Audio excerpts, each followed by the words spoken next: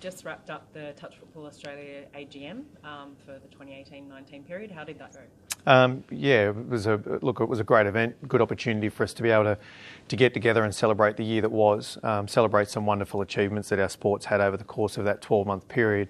Good opportunity for us to be able to recognise all of our board and our staff and the fantastic volunteers around the country who've done a tremendous job in that 12-month period. And as I said, it's been a marquee year for us. We've seen, significant growth in participation, significant growth across our social media platforms. We've had World Cup success.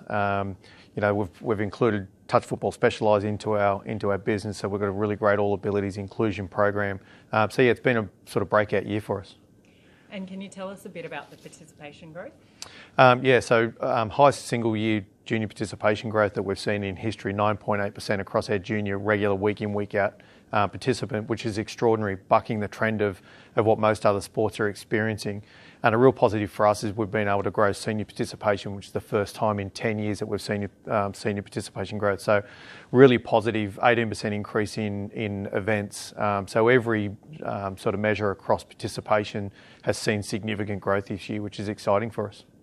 And it was a World Cup cycle. Exciting that we brought home both World Cups, Youth and Opens. Yeah, look, it's a really important one for us as we go through our strategic cycle. One of the marquee or significant milestones for us is World Cup success. To be able to win a Youth World Cup and the Open Seniors World Cup both in Malaysia in that financial period has been an extraordinary result for us. We pride ourselves on being the number one playing nation in touch football, and we've been able to maintain that.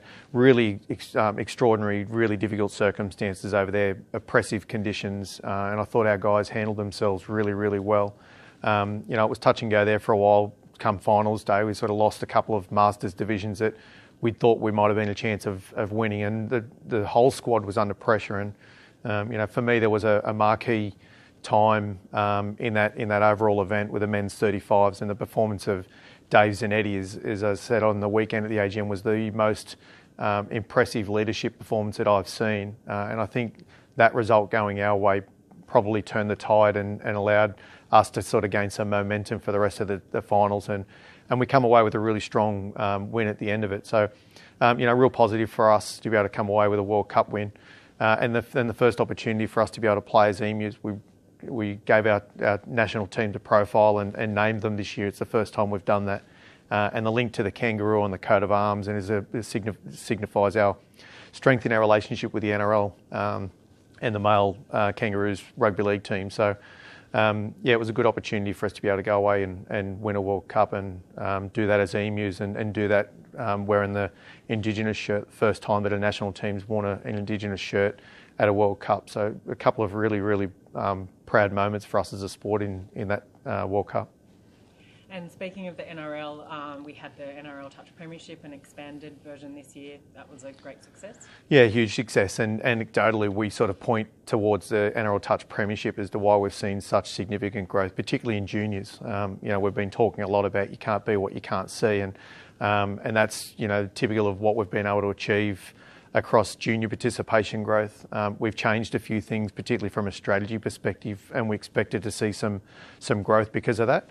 But the number one critical part for us was the creation of the NRL Touch Premiership.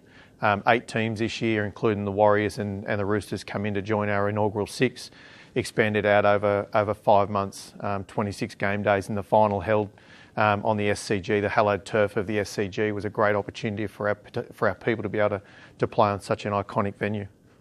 And it really helped TFA grow our social channels, didn't it? Yeah, so saw an increase of 93% on Facebook. We've seen some significant growth there. Fastest growing sports organisations on Instagram and Facebook in the third quarter of this year. We're seeing some real increases in the engagement. And a lot of the engagement that we're seeing, the increases around that is specifically related to premiership. So, they all tie in together to be able to drive what our ultimate goal is, and that's to grow our sport. So we grow our sport through growing our profile. And you can't be what you can't see, as I said. So we need to make sure that we continue to be front and centre and in front of it, and the socials are a critical part of that. And the absorption of Touch football specialised and the launch of All Abilities, that was pretty exciting. Yeah, really important for us. We have inclusion as a fairly major focus of us as an organisation, and we've sort of done some stuff on the peripheries before, but the work that Graham Clancy's done through Touch Football Specialised over the last 8 years has been really impressive, and it was something that we felt was important that should come in-house, and we managed to do that, and we've been, through Sport Oz, we've been lucky enough to be able to secure some funding which will allow us to expand that program. So we'll have 6 programs in Queensland and New South Wales and 1 program in each of the other states and territories, and that's really exciting for us. It's an area that we're really passionate about, and that's the funding through Sport Oz and the ability for us to be able to grow. That's really important. A fantastic year to wrap up at the AGM, and there was the re-election of our chair. Yeah, look, I think that's a really important thing for our sport to show some solidarity. We've had a fair bit of change over the last couple of years from a management perspective, and we're really on a great path at the moment. So to have some continuity for our chair and for her to be re-elected is really exciting for us.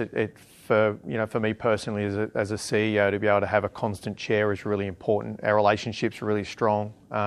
We challenge each other, and that's really important in a chair and CEO relationship. So, look, I'm personally really pleased to see Anita re-elected and go around for another 3-year term.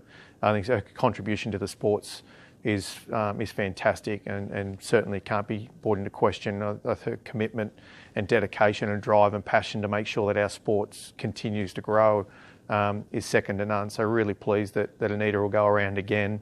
As I said, it gives us some continuity, and I think that's really important in an organisation.